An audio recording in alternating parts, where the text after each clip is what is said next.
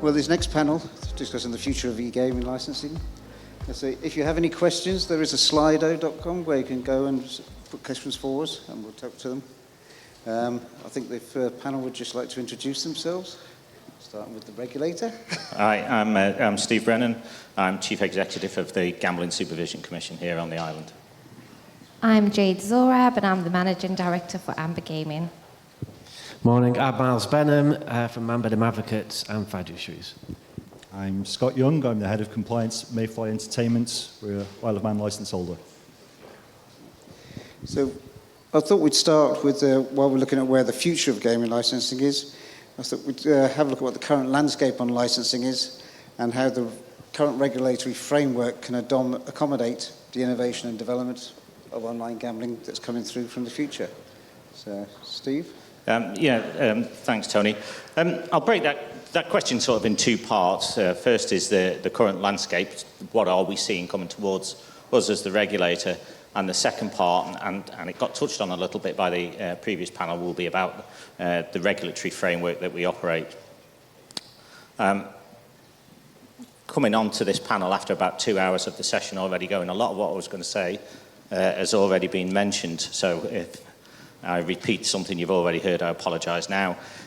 We have seen a growth in the number of licences coming towards us over the last number of years. I think Linda on the last panel mentioned we had 24, 25 licences. When she joined the GSC, we're up to 60 plus at the moment. We measure slightly differently from DFE. We've got 60 live licenses, but we've got a number of licenses that are approved. They've been through that approval process. They're not ready to launch yet, so they're not necessarily captured in the statistics. But we're up to 60 plus at the moment, so the growth has been really quite steady.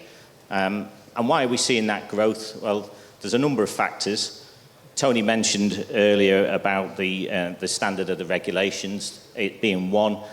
The other is uncertainty elsewhere. There are a number of other jurisdictions which offer online gambling licenses, and they've all got levels of uncertainty, which is spooking business, and those businesses come towards us. So Malta's got well-documented issues that it needs to manage. The Philippines has got issues of a different type that need to be managed. And then there's also Curacao, which is a licensing jurisdiction. Doesn't have the most fabulous reputation, but does have 10,000 plus license holders, and that's going through a really difficult period at the moment, and that's causing some interest in some of those businesses looking to come to the island. And the other area that we've seen a lot of growth in is the software licenses. Since we introduced those probably about 3 years ago, it's 30+% of our license base at the moment. So that's been really quite a successful addition to our estate, as it were. Regarding the regulatory framework, again, Ty touched on all of this, but obviously coming from our offices in the past, he'll be familiar with it.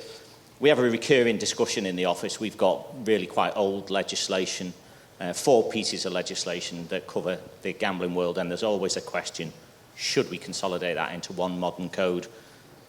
And then the answer always is, well, not now, and the 2 reasons for that. One, it's a big job, and we haven't really quite got the resources with everything that's coming towards us in new business. And the other reason is that the current legislation we've got seems to accommodate everything that's been thrown towards us. So we've been able to accommodate blockchain, we've been able to accommodate cryptocurrencies, we've been able to accommodate some of these new and emerging technologies, and so I guess the question is, if it's not broken, why fix it? So we put our resources elsewhere, and we can manage with the legislation that we've got at the moment. And how we manage with that, we're really quite lucky that we don't have prescriptive legislation. It's principles-based, so we say this is what we expect you to do. You've got to be able to achieve that how you think best. Great example of that is funds protection, one of the things that we ask for. We don't tell you how to protect those players' funds. You can come to us with a range of different options, and as long as it achieves that principle of fund protection, then we'd be satisfied. So that could be an insurance policy that protects a fund. It could be an escrow account that protects it. It could be anything that we'd be happy to approve. So that level of that principle-based approach is really quite flexible for our operators. And then the other thing that it really works for our framework is that because we are principle-based, so there are boundaries which we expect our license holders to operate in, I think we're really quite clear about what those boundaries are. We put out good guidance to identify the parameters that we're happy for our operators to operate in. And the other point that we do, and Linda touched on in the last panel, is we do have an open door policy. And it's really important for the regulator, for us as the regulator, have that policy, because we're in a sector that moves really, really quickly in terms of technology and its advancements. And we're the regulator, so we're always going to be behind that. And we'd much prefer to have a conversation and be informed about what's coming down the road so that we can form an opinion and we can give you some certainty as a business before you start to move into a space that when we do discover it further down the road and we're not liking what we're seeing, that causes us a little bit of a problem. So I opened with uncertainty being an issue for as to why we're seeing business come towards us, and the message I think that we're trying to put out here is that what we are able to do is offer that level of certainty that we're not seeing elsewhere, and that's been a driver for quite a lot of new business these last number of years. Okay. Thank you, Steve. So, Jade, I'll come to you next. I mean, you've seen a lot of business coming through the Isle of Man over the last few years, and what are you seeing as the changes of why people are coming to see a licence, or what are the reasons they're coming here now? Yeah. So I think from our point of view, one of the things that's written on this slide above my head is about the future of e-gaming licensing, and I think the future is bright. You've heard this morning about the number of licensees that have come to the Isle of Man. We spend a lot of time in the marketplace, all over the world. Obviously, that's been challenging over recent times. But we do spend a lot of time talking to different people, talking to different businesses, because as much as the Isle of Man is a fantastic place, it's not right for every single business. And we've heard about the sort of licensees we want to attract to the Isle of Man. So it's really important that we get to know them and understand that actually it's the right fit for the business, and it's good business for the Isle of Man, for Isle of Man PLC. So that's really important. What we've seen really is a huge shake-up in the market. So Steve's spoken about, what's happening in Malta, what's happening in Curacao, and we've taken a lot of time to speak to operators in some of those marketplaces and talk to them about the legacy that the Isle of Man has, the credibility that it has as a jurisdiction, and all of the benefits that it's got to offer them. So by way of the regulation, the fact that it is principles-based, that we're dealing with a regulator who is really pragmatic, and with a jurisdiction who has got a supportive and collaborative industry by way of all the operational support that operators need to run their businesses effectively. So we need support from the banking community, we need support from hosting providers, we need all of those things. So it's not just about looking at necessarily licensing in isolation, but actually what the jurisdiction has to offer and how that fit works. That message has been very well received. We can see that by the number of licensees who are coming to the Isle of Man. I think the introduction of the software license was really positive. And I think, again, that's an advantage that we have to offer, being able to be nimble and agile and to react to demands within the marketplace has been really promising. And I think all the businesses that we're talking to really like the certainty. They like that they can speak to the regulator, can speak to us. It is a welcoming community who is, happy to welcome new business to the Isle of Man and to support them, and actually to an industry that wants to see them flourish alongside their peers. Thank you, Jade. I'll move to you, Miles, on a similar question, apart from our welcoming regulator and pragmatic. But why do you think we're getting an increased number of licence applications coming here from different jurisdictions, and what's their driver? Okay, I think it's partly cyclical. If you think back, we've been doing gaming licensing, online gaming licensing since 2001. At the beginning, we were probably ahead of everybody else. We had a lot of big operators come along, and then other jurisdictions opened up. So we've played a very steady hand. We haven't really changed very much over the last 20 years. The approach we've taken has remained constant. The other jurisdictions have come along and tried to find different ways of doing their business. Some have probably been quite successful for a certain period of time. You've got Curacao with their approach to licensing. They've had a lot of operators who are licensed there. But time's moved on. Things have changed. The requirements for compliance and regulation have increased. So some of the models that other jurisdictions have used are no longer appropriate. Now, that doesn't necessarily mean that everyone's going to continue flooding to the Isle of Man, because I don't expect these other jurisdictions to simply sit back and say, our model's now out of date. I expect them to be updating their models to see if they can make them more competitive. And we need to be aware of that, because they have been competitive. I mean, they have got huge volumes of license holders. So I think there's a lot of opportunity for us. As was said in the previous panel, the regulator does listen. They are getting feedback, they're listening to the operators. And I think going forward, what we need to do is we need to continue to work on that open approach, listen to the operators, listen to what people from other jurisdictions who are thinking of the Isle of Man. If they've worked in a different regulatory regime, can they adapt to the Isle of Man system? Are there particular things that they would like us to improve on or change? That doesn't necessarily mean we're going to do that, but I think there's an opportunity to listen to it and think, right, okay, is the model we've got the best it can be?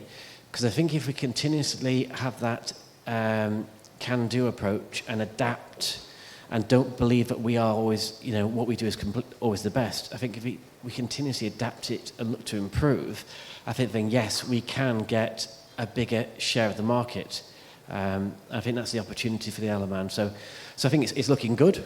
But we mustn't sit on our laurels, and I think we just need to continue working on it, listening, improving and adapting. Oh, thank you, Miles.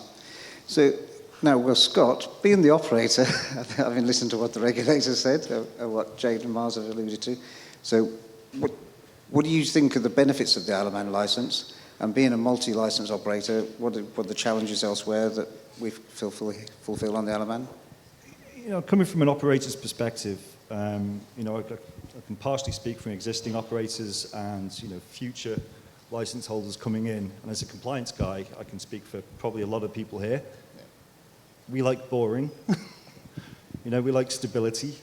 So the benefits the Isle of Man has brought to us, it has stability.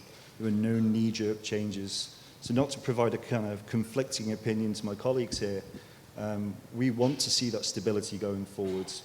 We want to keep that collaboration with the regulators, with governments, to ensure that there's no succumbing to political, social pressures that we see in other jurisdictions, that we don't have these knee-jerk changes that adversely affect operators. I mean, we all maintain, I think, in the Isle of Man, fairly high self-standards. We always want to be one step ahead of the regulation, not one step behind it. And that served us extremely well as operators, and I think the GSC as well. It gives them a fine stable of license holders. So I guess to say, from my perspective, I like boring. I like stability. We want to see the changes come through, but in a well-consulted, well-managed fashion. And I think for anyone considering the Isle of Man as a jurisdiction, that is extremely attractive. The geographical instability, political instability you might see in the Philippines, in Curacao, the instability in Malta. We don't know what's going to happen to their regulation now. They're going to have to up their game. We've been through, as we all know, the Moneyval assessments, the FATF 40 recommendations. We went through a period of change and hardship to a certain extent, not all in gaming, some in the financial sector as well. So we've come out the other side of that smiling to an extent, and we are so much far ahead of other jurisdictions that are similar to us. So that's what we want to see, really, is that continued stability, no knee-jerk changes, and that can be a key selling point for future operators coming to the Isle of Man. Okay, thank you. So stay boring and safe. So we have a question come in on Slido, which is, as more markets develop local licensing, which markets do you foresee as areas of opportunity for Isle of Man licensees being able to attract players from? So I think I'll start with Jade, I think. Well, I think around this room we probably all are looking to some of those areas. Africa is obviously a market that a lot of people are looking towards. Latin America is another one. I think each of those represent some interesting opportunities, but also interesting challenges in turn. I don't think that they are markets that you can just enter into without any local knowledge or local contacts. But those are two, I think, certainly where there is a lot of focus, particularly from an Isle of Man perspective. And, pre-COVID days, we were starting to see conferences ramp up in places like that. India, I think, is another market as well. Okay. But one thing I want to touch on is with Miles, is how do you think the regulatory framework is keeping up with new tech and innovation compared to where we need to be? Because regulation is normally hopefully a fast follower, but normally it's way behind. So how do you think we're going to see that pan out? Okay, one advantage we've got, even though we've got a 20-year-old piece of legislation, that doesn't mean there's anything wrong with it. It was cleverly drafted by the guys who did it originally, in that it enables the whole of the gaming industry to be dealt with by secondary legislation. So what we've got is the ability is, if we see new areas of tech coming in, it should be quite easy to slot in regulation rather than statute. Statute basically has to go through Tynwald, you have to have an Act of Parliament, whereas regulation, something the regulator and other people can assist in drafting, and that's easier and faster to bring in. So I think there's a great opportunity, but again, that probably requires, which you think is happening, is in this continual chatting, discussing, listening to ideas, and getting the feedback from the operators, people coming in and saying, look, what is it you would like to be able to do?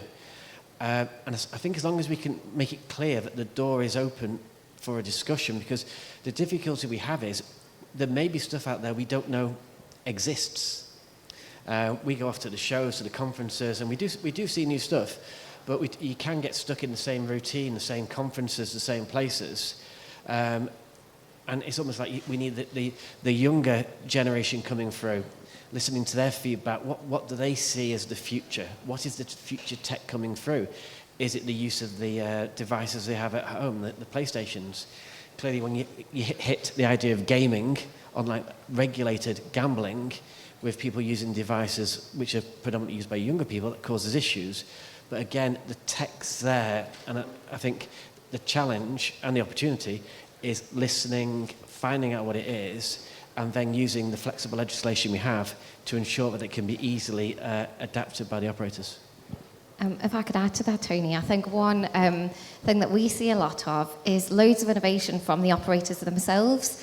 And so I think it's really interesting to see how, compliance can be viewed as, yes, boring sometimes, but also can be used almost to create a competitive advantage. So if you can do something in a more intelligent or more efficient way, the benefit of being on the Isle of Man is actually you've got a regulator who's prepared to listen to a solution and consider whether actually, even though this is not the ordinary way of doing things, would it serve the needs? Does it actually meet the objectives that we're trying to achieve? And I think that's where we can learn a lot from the operators. And when I talk about the sorts of operators we see in the market, the software providers who we have coming here, that becomes really, really interesting for the Isle of Man as a whole. I think the digitisation of some of those processes, verification checks, things like that, I think it's really interesting. I'm coming over to Scott before I go to Steve. So the digitisation of the licensing process and all of the compliance processes, being a compliance expert, how's your view on how that tech's being enabled into regulations, etc.?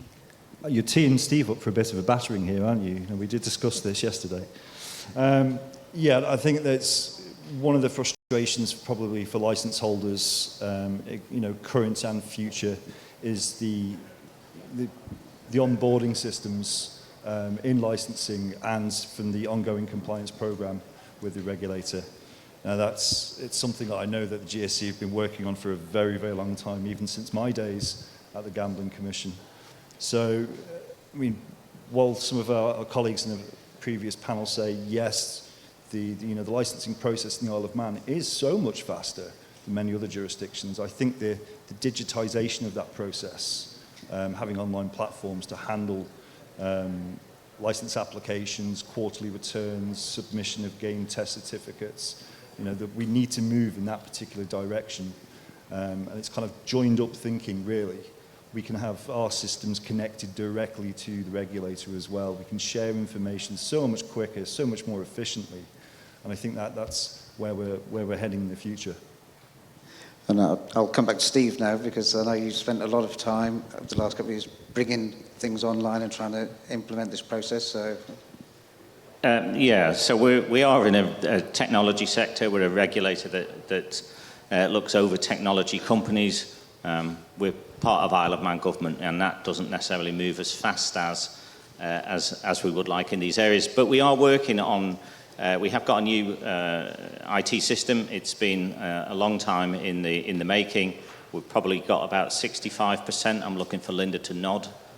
70%, 75% of that system done at the moment, and that most of that is behind the scenes. It's selfishly it benefits the GSC more than it's benefiting our operators at the moment. But that is the platform that we're building on, so that then we can offer portal solutions for our operators to be able to do their return submissions, update their records, provide information to us that we would be able to then analyse and do our regulatory oversight of far quicker than we can do at the moment. As with everything, it's a project that competes for resource, whether that's resources within the regulator itself in terms of personnel who understand where we're going in the direction we're going, whether it's financial resources or whether it's the IT resources that we're bound into by government. And I won't go into the pain points that we're enjoying on that aspect. I can see my colleague from the FSA's giggling away because we go shoulder to shoulder on this, and it's interesting. But we are moving towards that, and I think that is going to be, in the not too distant future, it's going to be one of the solutions that we will be able to provide. But that's going to provide with the ease of working with the regulator. One of the points that we've been talking about here, and we haven't really addressed this particular aspect of it, is we do have a good collaboration, and we do see our operators, they do come to us with innovation, they do come to us with ideas, but often they come to us and saying, I'd like you to change this particular thing here. We don't have many standards within the regulatory world that are international standards, but we do have them for around the AML-CFT. And so we do have a lot of discussions about where that AML-CFT standard is hitting our licence holders and making sure that we are able to uphold that. And just part of the conversation is, yes, we are really quite accommodating on the innovations, but there are some areas where the operators come to us and they say, well, we'd like you to reconsider this aspect of it. We're trying to balance that. We've had our money val assessment not so long ago. We tried to balance that request against where we've got to stay within those international standards. So again, there's a bit of give and take on these sorts of things. Sometimes we can move, sometimes we can put innovative ways of addressing a particular standard, but the standards themselves, they have to be maintained. So as you say, it's great to have that dialogue with the stakeholders in the gambling space about that, but the emphasis is that where those standards are hit, let's talk about how you might be able to approach those standards differently, but we're not looking to try to move those standards any lower. Yeah, totally. I mean, we've touched on several times during this morning about maintaining the standards that is driving business towards us. We've also touched several times on the fact we have a pragmatic, approachable regulator, and our regulation time is much easier than some other jurisdictions, and it's much easier to get to have the conversations. So I'd say, from I'll come to Jade now. What do you think government or digital agency could do more of to help with the landing of licenses or help with the collaboration? I think everyone in their own right has been really helpful through a journey. That's true of immigration, it's true of all of the departments. But I think from an operator point of view, it's one journey. And so what we found ourselves doing is chasing lots of different people throughout the points of that journey to try to get to a point where we can articulately communicate just at what point of a process an operator is, because ultimately they want to get here, they want to land the people here, and they want to get going. And I think probably if we stick on digitisation, if there was a portal or some way to better communicate, I think, across industry with different departments within government, that would be really helpful. So we address just the whole ecosystem rather than, having to go between different points of contacts to achieve, the objectives, really. And coming to Miles, what do you think industry could do more to help with the collaboration from industry side? On that, I think it's really creating a way for industry to feed in and discuss matters. There are various bodies doing it, but sometimes they can appear to be closed, so that you can't really join them. And so it's finding a easy to maintain and use mechanism for everybody to discuss the ideas and the points in a non-threatening manner, so they don't feel that, if they're critical, someone's going to take offence, etc., etc. And I think there's a lot of scope if we could do that, because I'm sure there are some good ideas out there, and some people may be intimidated because of age differences, experience, etc. And I think it's getting that feedback in and the ideas which everybody can then look at without being critical or taking offence. Thank you. We have one Slido question. I think we've got a couple of minutes left. Do you feel government departments work in a collaborative fashion to facilitate e-gaming businesses? So Scott. Here's where I get a bit controversial. Yes, there is collaboration there. It could always be better. I think, DFE yourself, Tony, and Steve worked very, very closely for a long time. I think the collaboration could be extended wider, and I think it needs to. For when the Isle of Man is visiting, e-gaming conferences and trying to sell the Isle of Man as a jurisdiction, and this extends to Jade and Miles, it's all very well and good to get all of the interest in the world in new licenses and bringing people here and trying to grow the Isle of Man economy.